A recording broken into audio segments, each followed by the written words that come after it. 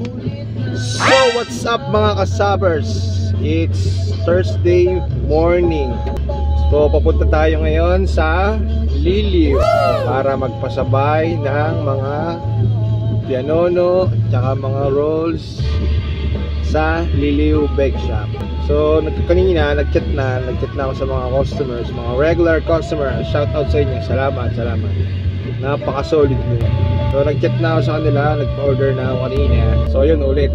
So marami na nag-order, nag-pre-order. So deliver siya mamaya after lunch. So samahan nyo kami guys at lilibutin natin ang Liliw, Laguna. Shoutout sa mga taga Liliw. Papunta na kami yan ngayon.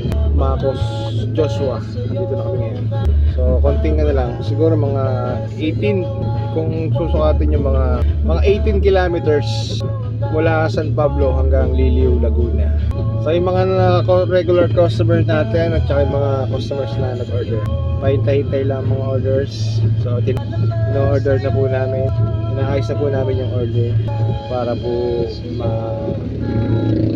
padala sa inyo mamaya after lunch. So mapapansin nyo guys, busy ang ating videographer now. So naglalaro po siya ng mga games sa cellphone. Naglalaro. So ako muna maghahawak ng aking video. Ako muna mag-video sa aking sarili. Update ko lang kayo guys, maulan po dito sa part ng Nagaarlan. So expected ngayon kasi bago kami umalis ng San Pablo ay medyo talagang makulimlim na. So kung mapapansin nyo dito, maulan talaga. Yan, pakita ko sa inyo guys, medyo maulan po siya. So sa pagdadrive, dahan-dahan lang po tayo pagka ganitong maulan at medyo madalas po ang ating mga parsada. So ingat-ingat po tayo mga guys. Yeah guys, so hindi na natin na-videohan kanina sa mismong tindahan kasi talagang napakalakas ng ulan. So pakita ko lang sa inyo yung mga pa-order natin. Salamat. So ngayon ay pauwi na tayo guys. Napakalakas pa rin ang ulan. Ayan, mga masasalaw eh. Double parking eh. Yeah guys, pauwi na po kami ng San Pablo.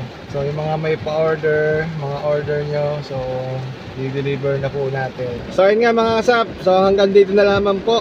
At abangan nyo na lang po ating mga susunod na pasabay. Check it out. Update ko kayo guys. Salamat sa Brother sa Club. Yeah!